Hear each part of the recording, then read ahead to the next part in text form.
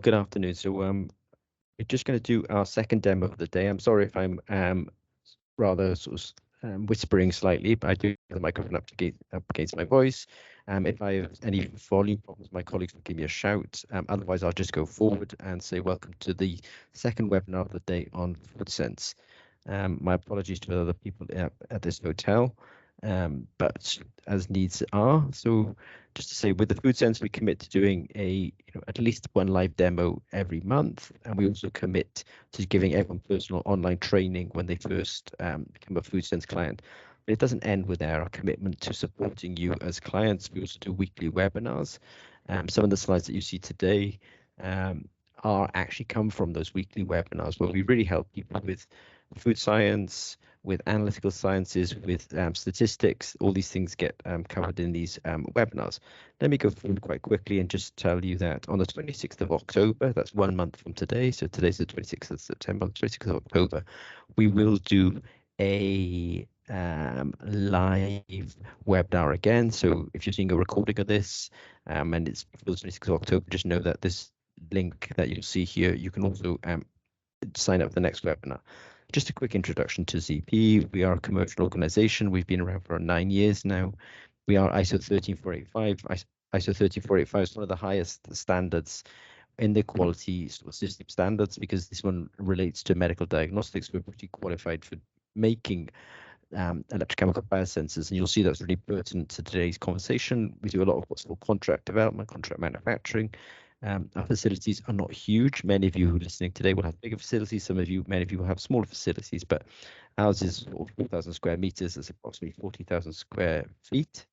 And we are primarily in Norway and in the UK. The team is large international. We have Vietnam, Thailand, Bangladesh, India, Wales, Norway, Germany, France. Many companies from around, many countries from around the world are represented. And if you ever visit our facilities, these are, this is state-of-the-art facilities. These have clean rooms, class 7, class 5 clean rooms, and we even have offices in Norway and the UK, and we have offices in towns like Coventry and Swansea and Horton in Norway. We are going to focus now very quickly on the FoodSense itself. So FoodSense originated with a gentleman called Professor Richard Compton at the University of Oxford. There's a certain irony to this today because I'm actually talking to you from the University of Cambridge. So Oxford and Cambridge are approximately 60 to 90 miles from each other, but today I'm in Cambridge. But in fact, this technology started in Oxford. Richard did the original paper, and he also did the patent. The patent, as I say, is granted, and ZP is the exclusive licensee to that patent. So this technology, unfortunately, there's only one place you can get it, and that's from ZP. So what we're doing is measuring the hotness of these chili sauces using or directly measuring capsaicin using a technique called cyclovoltammetry. Now, Solron will mention cyclovoltammetry later on. So when you're using our product, the technique it's using is voltammetry, but you'll see this progress bar. But in the background, it's doing essentially an experiment. Now, many of you, if you're watching this on YouTube later on, you're familiar that the hotness of chili products can be measured using a analytical instrument called HPLC, high pressure liquid chromatography. Not all of you own it, and it's a real pain to own an instrument like this. It's a £50,000 instrument. It uses organic solvents, things like acetonitrile and water. Acetonitrile is not a pleasant organic solvent. Not only when you use it, you then got to dispose of it. Anyway, all that stuff is expensive. You can be doing subjective testing to find out what the hotness of your product is. That's using panel testing. Guessing. I suspect that a lot of what's happening in the industry is actually people are guessing the hotness of their products. And then there's FoodSense. So there's subjective testing, which is really those taste tests, and then there's objective testing, which is HPLC and FoodSense. I mean objective because subjective means you're the subject, you're the one testing it, and the data is biased by you and biased by your status at any one time. I mentioned earlier on that we're ISO 13485, so that means what we're actually doing most of the time is making products like testing glucose for diabetics, but you can see that we've actually translated the technology into point of need testing for the food industry and specifically in the food quality industry. But you'll see this technology work for real in a part. You'll see that Solron will run an app, should use sensors, should hold up the FoodSense meter. Um, Now, the incumbent way of testing for the hotness of chilies at the moment is either tasting or actually using HPLC. Now at ZP, we do have an analytical lab, and in there is a high pressure liquid chromatography. We have to use a waters instrument quite a bit, and we validated our product against HPLC. You've got to be a little bit careful with HPLC because you think people hold it in some sort of high regard as if it's this amazingly accurate system, and it is, but not necessarily for the testing of capsaicins, but we have validated against it and made sure that we correlate well with it. I'll talk about this accuracy part in a short while. Now, we have validated ourselves, but of course, you really want that verified by a third party. So there's also been an independent study performed by a guy called Charlie Rower. He's an independent scientist. He's in no way under any kind of financial contribution from ZP. He bought the instrument on his own grant. He did the work himself. He published the paper himself. But he's also validated, or I would say verified, the correlation with HPLC. And in his paper, which you can read, and he's the author, he'll talk about that he used FoodSense to test chili peppers in triplicate, and he was able to do that because the cost and the speed meant that he was able to do triplicate testing of those products. But with HPLC, he only did singlet testing. And that's really important because he couldn't simply afford to do testing of one sample in triplicates because it would cost him something like 300 euros, whereas the FoodSense was quick and easy and certainly low cost. So he was able to verify the FoodSense versus HPLC. He did it independently, and he was able to do the testing on the FoodSense in triplicate as opposed to the HPLC. It was only singly. Just to say something about HPLC, my colleagues who are online today have heard this so many times, but it has to be said that if you take a sample and you send it to a lab, you will get a certificate of analysis. Now, people accept those certificates of analysis. They think, oh, that's the truth. If you send the same sample to a different lab, you'll get a certificate of analysis. And if you send the sample to a third lab, you'll get a certificate of analysis. All of them will come back with a Scoville heat unit. But if you look at those results, you will get 3 different results. There's absolutely no doubt about it. You will get 3 different results. So when people say, oh, the hotness of my product is this because I got an HPLC certificate of analysis, sorry, but you send the same sample to a different lab, you will get a different result. Now, that means that you can't say that they're either accurate or precise. It's also the same that if you send the same sample to a lab 1 month and get a certificate of analysis, if you do nothing but send the sample again the 2nd month with a new name, you'll get a certificate of analysis. And you send the same sample to the same lab in the 3rd month, you'll get a certificate of analysis. But you're going to find out that 3 certificates of analysis, even though they're all the same sample, will actually give you 3 different results. So be so very careful when you're reporting or you're coming and saying, right, I have the truth, I know what my product is, I've got a certificate of analysis from an HPLC lab, because I can assure you that send it to a different lab or send replicates to the same lab, you get 3 different results. So be careful with HPLC. That said, we have correlated against HPLC, but the thing we face a lot sometimes is that actually people are using HPLC for a long time and they think it's accurate, but it's actually not as accurate as they want it to be. Now, you'll see Solron do this today. Solron will probably end up doing a couple of tests. One of them will be on something quite mild, and you'll notice that she'll use a 1 in 10 dilution. And this is because we use a very inert, safe buffer system. This is nice and safe. This means that it won't cause harm to you, won't cause harm to your workers, won't cause harm to the foods that you're working with. But it means that if we're trying to do something hot, we end up using more buffer, and this is because capsaicin is an organic molecule. It doesn't solubilize well into water, and the reason you can get hot sauces, etc., is because actually it's the fats and the oils in those things that help dilute the capsaicin. But fundamentally, capsaicin will only dilute in water to about, or dissolve in water to about 480 Scoville heat units. So you'll notice this today that we use more dilution the hotter the product is. I've said that we're very accurate. This is results that we got a couple of weeks ago from one of our collaborators, or really a client. They tested 15 samples. This is their numbers. They tested 15 samples on the FoodSense, and they tested 15 samples by HPLC, and the error was, at worst 7%. Sometimes they got errors of like, sort of 1%. But if I averaged all the errors, they basically had a 0%. I think that's extremely good data, but it's not my data, it's somebody else's data. So I thought that was helped you to understand how well correlated we can be with APLC and how reproducible the FoodSense product is. There'll be a short demo in a little bit, and we're not today going to test ginger, but if you're particularly interested in understanding the potency of ginger, you should know that the technology that Solron's going to show you today can also be used for measuring the potency of ginger. That's not happening today, but you will find at the end of this webinar, there's a contact us, let's say, link. Contact us if you want to see webinars, particularly on measuring the potency of ginger. I started with this slide. I'll probably end up finishing my section on this slide as well, just saying that we have a webinar on the 26th of October 2023. It'll be very similar to this one, but it's just intended to give you a live experience. Because why do we do these webinars live? Because actually this product is extremely robust. It's been around for around generation 4-ish now, so it's been a long time. It's got very robust, and Solron will be giving you a demonstration. So what will happen now is I will mute my microphone. I will turn off my camera. You'll see Solron turn on hers, and there'll be a little handover. So over to you, Solron. Thank you, Martin.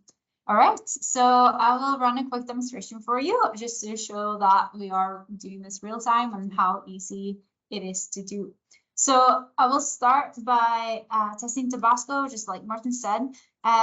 It's a homogeneous liquid, so it's fairly easy to test and prepare the sample.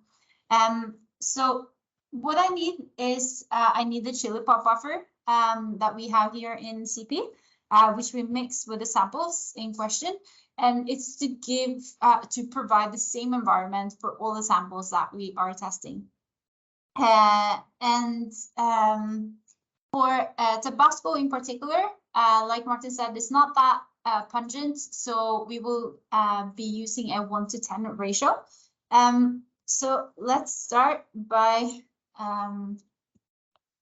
adding a milliliter of the buffer into a vial like this, and then I will just shake my sample a bit just to make sure that it's homogeneous as possible. I'll pour some into a Petri dish.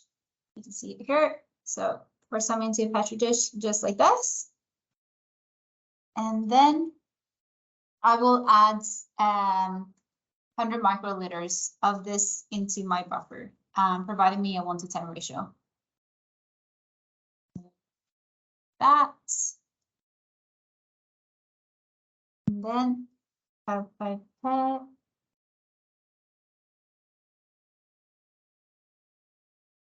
and I will show you in the close-up camera so that you can see what I'm doing. So here you see the buffer in the vial, and by putting Tabasco into it, just like that. Okay, so as you can see now, the Tabasco is falling down to the bottom. So we need to mix it to make sure that we have a homogeneous solution, and also in order for us to extract all the capsaicin from the sample into the buffer. So I'm using a Vortex just to cheat. It's way easier than doing it by hand, and also consistent. So just like that, because again, Tabasco is such a liquid solution and homogeneous solution, and it takes not a long time to mix it properly. So I will show you now how you see a homogeneous solution. So the next step for me to do now that I have prepared my sample is to add a sample onto the sensor. So this is a chili sensor, CP chili sensor. So here you can see the electrodes of the sensor, and so be careful not to scratch that surface. So what I normally do is I will hold it on the side just like that, and when inserting it into the FoodSense box. And here you see the FoodSense box, fairly small, fits inside the palm of my hand, and I will insert the sensor into the assigned hole till it clicks, just like that. And then I will pipette 50 microliter of my prepared sample onto the sensor. So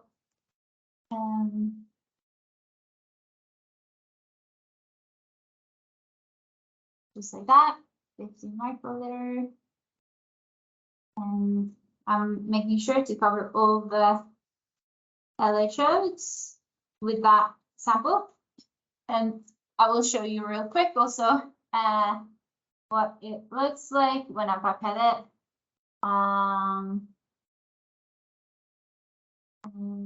Here you see the droplets on top of the sensor. So, but I would prefer if you would keep your FoodSense box horizontally on the table. But I just wanted to show you anyways. So what I'll do now is I will go to my FoodSense app and the mixture ratio 1 to 10, and I will click measure. So as Martin was talking about, he was talking about that cyclic voltammogram, which is measuring the pungency or the concentration of capsaicin in the sample. So that is what it's doing right now. Instead of showing the curves and the raw data, we're just showing a process bar, just not to confuse. But it's basically running through those cyclic voltammograms, looking at the peak heights and the area below the peaks, and it's assessing the concentration in the sample, and also analyzing the sample and feeding it back to us. So we will get the results now for this sample in particular, and this sample turned out to be 4,100 Scoville heat units, which is in that range we would expect Tabasco to be in. And it's not that spicy, so now we will try a more spicy sample. So I'll click new measurement. This time we will be using a mixture ratio 1 to 100, like Martin was talking about. Now that we have a more concentrated sample, we also need a higher percentage of the or a higher ratio of the buffer, just because capsaicin is not that soluble in a water phase. So we'll change the mixture ratio to 1 to 100, and I will prepare some sample. This time I will be preparing a Naga sample. So I expect it to be a lot more spicy, and just shake it a bit, and then I will pour some into a Petri dish just like that, just so that's again easier for me to pipette. So we'll reach with my pipette. All right, so next up is I will add 5 milliliter of the buffer, 5 milliliter of the buffer into the vial.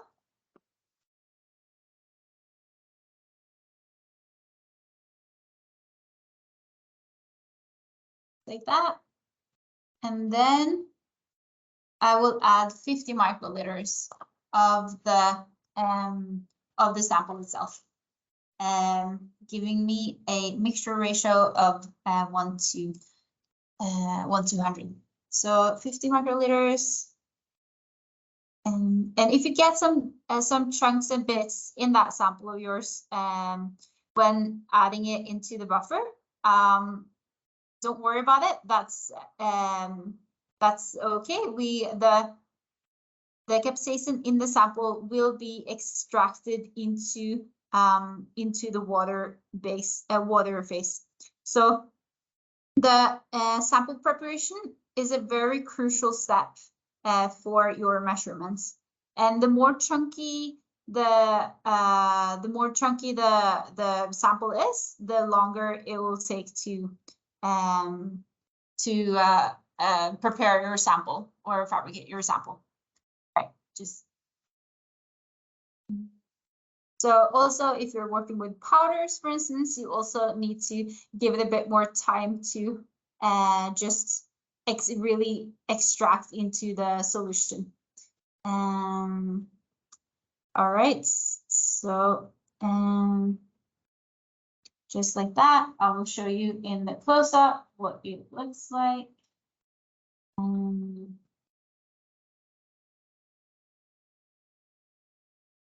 right, so here's the vial, and here's the sample. I will pipette it into the buffer just like that.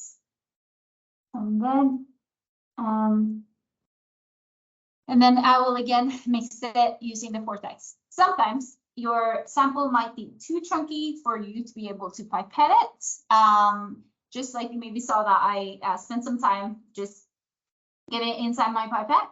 And what would be beneficial then is for you to weigh out your sample instead. So that's also an option, but it just takes a bit more time. So just for the purpose of showing it on video, it's easier to go with use the pipettes. So I will just use the vortex for a short time. And as I said, like if you have a chunky sample or a powder, or even you have minced up chilies, you would preferably spend more time on the extraction of your sample. So if this was a really chunky sample, I would maybe let it rest overnight, or let it rest on the table for an hour, just to make sure that all of the capsaicin has reached that water phase. So let me show you close up again.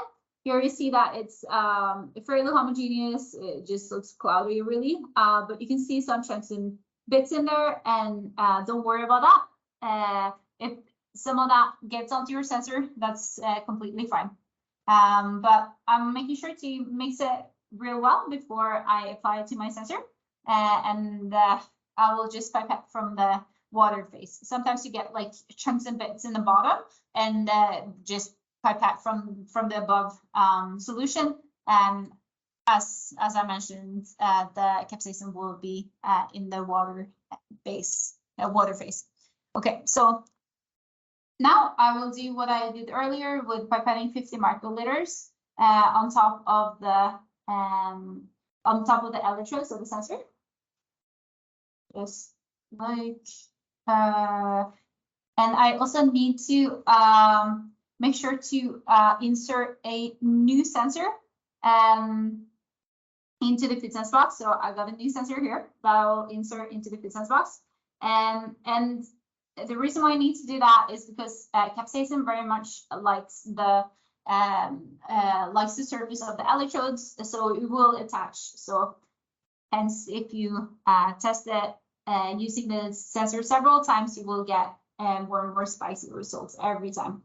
So I'm just pipetting my sample onto the electrode then, and then I will go to my app and I will click measure, just like that. And then we'll need to give it a short minute for it to go through those cyclic voltammograms and also analyze the results for us.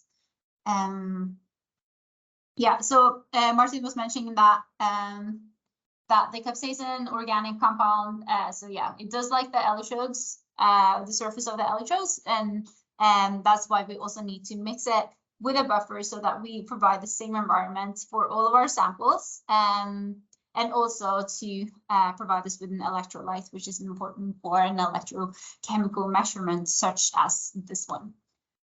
So now it seems like it's closing in,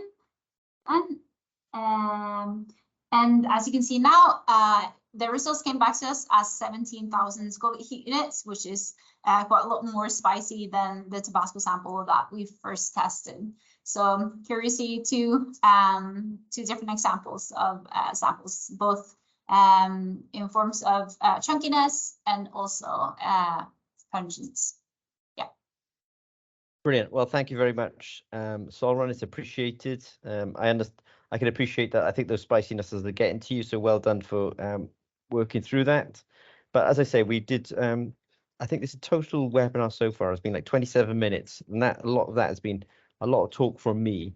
Then Soha's, I say Soha, we see Solron has been going through this in a very sort of careful way so that you can really follow along. But you can see that we've actually done these two tests in something like 27 minutes with all that chat, with all that careful explanation, with all the sample preparation.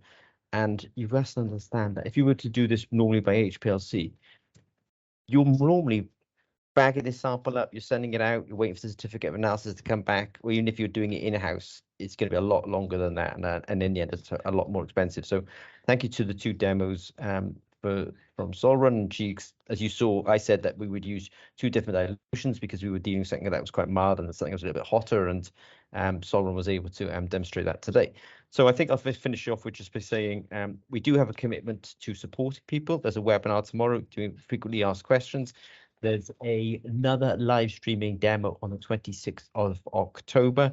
Everyone who becomes a client gets online personalized training with us. You know, we talk to you using Teams, and we demonstrate what we're doing, and you can ask your questions then as well. So I'll finish with that. Say thank you very much. Thank you very much to my colleague Niti for organizing this. Thank you very much to Solomon for doing those really excellent demos again. And I will sign off, but this will go up on YouTube so you can watch it later on. Okay, thanks very much. It's appreciated. Bye-bye.